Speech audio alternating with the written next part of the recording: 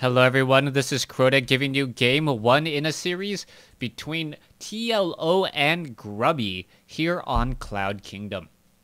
TLO spawning as the red Zerg on the top right hand side of the map, meanwhile Grubby is spawning as the blue Protoss on the bottom left.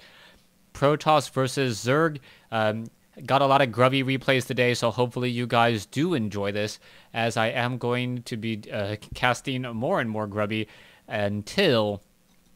What is this? Oh, low ground pylon. All right, so PVZ, low ground pylon, forge fast expansion. That has not really changed in terms of the overall grand scheme of things between Wings of Liberty and Heart of the Swarm. Grubby will be coming across the map. We'll see what TLO is going to do in establishing up his second and perhaps his third base, as most likely TLO wants to take this game into more of an economic playstyle. We're going to see the probe slip up the ramp in just a moment. Take a look around. Probe is going to notice that there is no spawning pool as of yet, and I believe Grubby's probe is just going to do a little bit of harassment, taking a look around and trying to harvest from some of those mineral patches and then pull back away once more. What is TLO going to do? TLO still training up more drones and is now going for a pylon. As, yeah, I could have sworn that we saw that one of the supply depots was actually raised earlier. Not quite sure about that. Anyways, let's take a look. TLO does have a spawning pool already coming into position, and now he's going to make his way down with this one particular probe. The Grubby, however, is on patrol here. And what is really going to be happening? You can see that this probe wandering away and then wandering back once more, as we are going to be going for a nexus. However, no pylon blocking as of yet, as TLO is still lacking in resources, and that probe is going to be able to slip away. The drone, however, will grow up and be a hatchery, and Grubby now is going to make his way up the ramp. So far, Zerglings are being trained. No Queen as of yet, as the probe already back up to full shields and should be able to return home and start mining. Now, Grubby does have his forge down. There is a very, very narrow passageway right here where a photon cannon here or even up here on the high ground could be utilized. Those Zerglings are not going to be able to do much of anything, as we see that the photon cannon actually in a rather curious spot.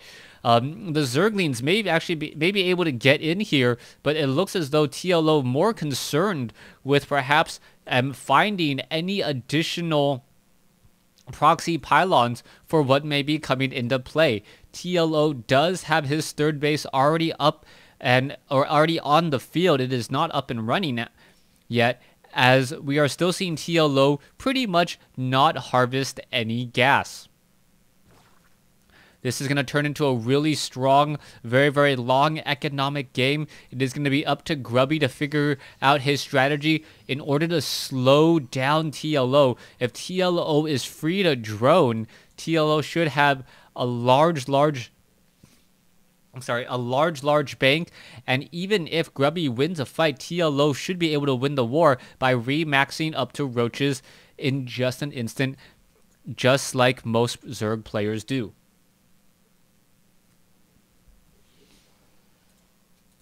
Now, let's take a look at the strategy. Grubby pretty much has a very, very wide open base at this point. He's decided to move everything down here to his natural and perhaps play a little bit of SimCity, hoping that this will stop any sort of Zergling or Baneling aggression. Now, the problem with an open base such as this is that it is a little bit vulnerable to Nidus. You can take a look. Grubby can't see right here. Grubby definitely cannot see over here at all. This is all pretty much dead vision at this point, as we do have overlords in position off here. We are going into double extractors now. We can see that a robotics facility is being added, and it's going to be quite some time before Grubby knows what exactly TLO is up to. Both players have pretty much been saying, you know what, I'm going to play my game, I'll let you play your game, and when our armies meet, let's duke it out then. We can see that there is one stalker trying to push this overlord into this wide open cavernous space here, but TLO pretty much knows everything he needs to know by taking a look at this one base. Cybernetics core warp gate tech is still not done. TLO knows that he can still buy himself a bit of time, and with this, he should perhaps be landing more injects, getting more drones, and playing this game for the long haul. 46 drones versus 42 with 5 more drones on the way. Will TLO actually have a strong enough economy? That is going to be the question. We see 16 drones in the main base already, currently sitting at 12. We'll be able to get up to 16 here in just a second as well. One drone perhaps mining, doing a little bit of long distance mining because of an ill-placed spine crawler. Now, Grubby is getting the level 1 weapons upgrade. We can see pneumatized carapace and just a lot of upgrades overall. Both of these players, I believe, have a lot of respect for each other. And with that, is pretty much going, you know what, I'm not going to even attack you with a keep honest force. I believe I know what your game plan is, so let me figure out what your game plan is so I know when I need to defend. And Grubby revealing that he is warping in 4 additional gateways for a total of 7 warp gates and a robotics facility should make TLO a little bit apprehensive. He's going to have to play very defensively as we see now a sea of Zerglings being hatched. 28 Zerglings being trained up as the Zerglings are now backing off. Here we have a whole lot of Zerglings coming across the center. Is it going to be enough as there are just a lot of Immortals and Sentries? Sentry Immortal generally very strong against a mass Zergling composition as the Zerglings are not able to get the necessary surface area. Now, what are those Zerglings doing? The Zerglings are looking for proxy pylons and will be able to find one here. Grubby should end up canceling that. Yep, no problem there as the Mothership Core getting in some free and easy kills. Nope, no kill at all. Finally gets off 1 kill as we still see another proxy pylon will get taken down. Force fields now coming in. Zerglings pretty much trapped in an unwinnable situation, trying to run up against so many of these units. Not going to be able to take any of them down. But what is this? Another sea of units as TLO seems to be playing I can make Zerglings and Zerglings only. Baneling upgrades should be coming in here as well. And those Banelings, even though they do not deal bonus damage to Immortals, if this pocket of units is too tightly packed together, that splash damage will come out on top. Zealots versus Zerglings. Zerglings do have 1-0 upgrades against 1-0 upgraded Zealots. Zealots will win that battle every time, especially when backed into a corner exactly like that. Grubby pushing here at the 12 o'clock position. This is looking very strong. And there is not that many units. No harvesters here at all. TLO perhaps expecting that. And now backing away with these Banelings. Banelings, ventral sacks will be researched here. And I believe this is going to be for carpet bombing as the Immortals finish off this hatchery. Here you have it. The Zerglings are now perhaps going to try and corral many of these units here. And is it going to happen? You can see a lot of Banelings on the field. A lot of Banelings are morphing. Ventral Sax needs a little bit more time. And oh, battling it out already. Here you go. Queen's not trying to engage in here. The force field, however, working against Grubby as Grubby unable to engage. Oh, this could be bad news here as we are going to see the attack and the Immortals. Are the Zerglings going to perhaps try to corral into here? No, they are not. Could have stopped them. And oh, recall. A beautiful recall by Grubby getting out of a bad situation and potentially saving the game. New hatchery has been placed down here at the 3 o'clock position. Stalkers are going to get a bit surrounded and taken down as the Overlords want to do that carpet bombing.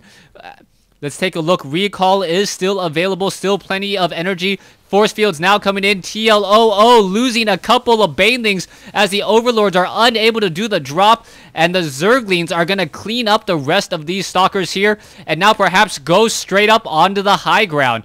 Zerglings are now trying to test the front door there. However, that is one too many photon cannons for those Zerglings as the Banelings are now dropping straight up inside the base. Banelings are only upgraded 1-1, not going to be able to deal that much damage to those probes. Zerglings now going after a photon cannon, unable to do that even as the Overlords are now backing away. Grubby sitting at 93 supply. TLO sitting at 86. And what is going to be happening next? All right. Photon Cannon still survived. Grubby trying to rebuild his army. TLO pretty much in the same situation. 49 harvesters to 43.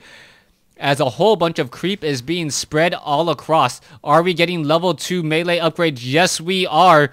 And we all know what that means. One shot, one kill for all of these probes. Those banelings are going to get taken, or those banelings, if they find their target, will be able to destroy that relatively easily, as we now see a little bit of a cautionary force. TLO now trying to back away. TLO still lucky, knowing that he has an expansion here at the 3 o'clock position that has yet to be scouted. Also, TLO, does he know about this pylon? No, he does not. Banelings unable to back off just in time. However, there is an observer catching sight of this overlord, and that could potentially be a problem, as the overlords are now looking to back away once more. Double photon cannons. Will the overlord be able to find their targets? Banelings not killing that many workers at all, as a new photon cannon catches the overlord. Overlord, without any shield upgrades, cannot afford to try to do this bombing run. TLO has Grubby up on the ropes, as he is coming back in for what appears to be a very strong counterattack. Will it be successful? TLO also having another hatchery here that is yet to be completed, as a zealot now makes its way in. Grubby spotted the hatchery and goes, you know what? I'm going to wait until it is completed before I do anything. Mutalist now making a move out across the field. We should be seeing some corruptors as well. No corruptors, just a whole bunch of mutalists being added. And here we go. Mutalists, are they going to be able to deal some serious damage? No weapons upgrades as of yet, needing about another 50 seconds. As we see Zealots running in to take down some of this hatchery again. Not going to work. Queen is there. Queen will protect, as the Mutalists are now forced to back off. 4 base Zerg versus a 3 base Protoss. Harvester count discrepancy is only about 6 supply, as the Queen now engaging against a whole bunch of Zealots. I believe the Queen should be able to survive this. No problem at all, as another pylon of Grubbies goes down. TLO with now the 12 supply advantage. Grubby, however, Grubby actually behind in terms of upgrades. We see 2-2 upgrades from TLO. Meanwhile, Grubby only sitting at 1-0 at this point, as the Mutalists are now going to be looking to come in. No, not going to be successful at all, as the Mutalists are now forced to back off once more. Okay, a whole bunch of Zerglings. Force fields now coming in. Mutalists going straight up against all of those units. Down goes another Colossus. Are we going to perhaps see, yes, the mothership core taken down? However, Photon Charge dealing so much damage. 20 damage per attack at the range of 13. More DPS than a siege tank in siege mode, if you don't account for splash. Now, what do we have here? Zealots making another move. Mutalists looking to come in. Are they going to catch? Yes, a whole bunch of free Zealots on the field. Grubby losing units very needlessly at this point, and was not able to even really scout out this expansion location. TLO now, though, exposing himself in multiple areas. 5 bases compared to a 3 base Protoss. And I am surprised that TLO isn't doing a double expansion. Here we have it. Phoenix is now doing a push across the field. Stalkers and Immortals still trying to push their way in here. The Mutalist ball is absolutely ginormous, as Phoenixes are still being trained. Do the Phoenixes have the upgraded range? I do not believe so. Mutalists are so much stronger now with that range of 4. Range of 4 compared to, I believe, a range of, speed of 4 compared to a speed of 4.25. These Banelings not going to find their target at all, as the Mutalists are now backing off once again. Level 1 weapons upgrade for those Phoenixes. That is going to be some impressive damage, to say the least. Those Phoenixes going to be able to shred through those Mutalists, especially if we get the range upgrade on those Phoenixes as well. I am surprised that we do not see that range upgrade. Let's see what's going to be happening next. TLO sitting on 34 Mutalisks, and this is where one Psystorm could make or break the game if TLO accidentally groups up all of these Mutalisks together. Zealots now trying to make a move here. This is not going to be successful at all. Zealots simply walking into the fray and dying in an instant. TLO sitting at 164, both players with really small banks at this stage, and that I am surprised about. I would suspect that both players had a much stronger bank, and as they start to reach higher supply, as we now see, TLO is going to end up losing this base here. TLO just unable to stop the forces that is Grubby. 1-0 upgrades. Broodlings trying to attack and take down those stalkers, as we now see a new base being established here instead. 62 supply. It is going to be 4 bases to 4, as Grubby now looks to establish up his own 4th base. Spine crawlers are making the move back. Could we have more larvae be trained here in just a moment? Perhaps a hatchery be placed down. No creep tumors. That is a bit of a surprise, as a drone is doing some long distance gas collecting. Corruptors now moving together. Phoenixes now moving together as well. This fleet of Phoenixes should, or squadron of Phoenixes, should be able to take down all the units in just a matter of seconds. Range of 5 versus a range of 3. And what is going to be happening next? Baneling's going to try to find their target as the Mutalisk gets swept away under all of that Phoenix fire. Alright, what's going to be happening now? Corruptors now making their way forward.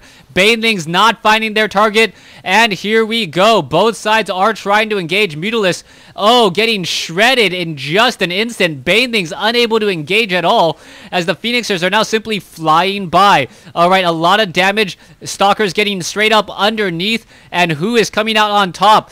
Grubby, TLO or Grubby. Both of them losing a lot of units as the Corruptors are unable to catch up. And TLO now down by about 7 supply, but that shouldn't make that much of a difference. Here we have more Mutalisks being added, more units being replaced. Corruptors are currently sitting at 2-1 upgrades. No greater Spire as of yet, as we are not even at tier 3. Immortal is going to clean up the base here at what I'll call the 3 o'clock position. Stalkers attempting to take down this one particular drone. The drone will be able to get away, it appears, as the Zerglings are going to be there to take down that Stalker. Here we have it. Drone now looking to back away again. Zerglings pushing their way through. Grubby sitting at the 4 o'clock position, or 5 o'clock position on this base, currently mining off of about 2.5 bases. These bases are pretty much mined out already, as the High Templars are running for their lives from Zerglings. TLO has not been able to rebuild his army nearly as much.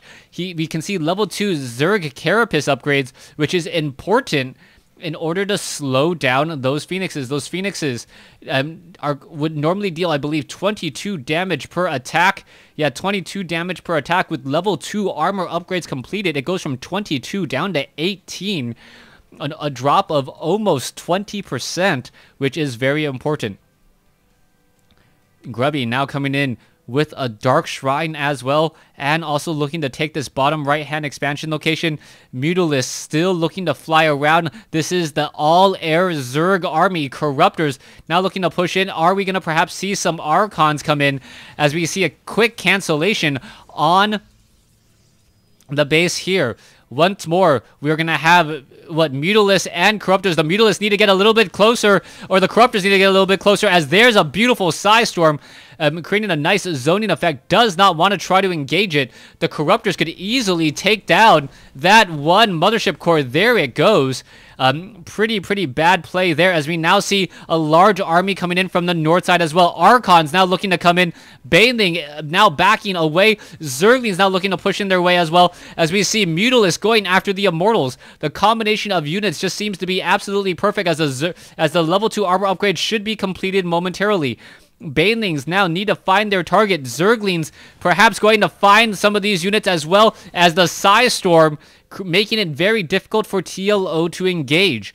TLO now down to 169. Grubby sitting at 181. Here we have it, a whole bunch of overlords. That is not the army. Banelings are now trying to push in here. All the units are backing off. The Banelings, are they going to explode in this group? Yes, they do, taking down some of the units as well. And here we have the engagement. What's going to come out? TLO taking a big loss there, as all the Mutalisks are now down. Simply too many Archons with 2-0 upgrades, and Grubby takes the game. Thanks for watching. Thanks for listening.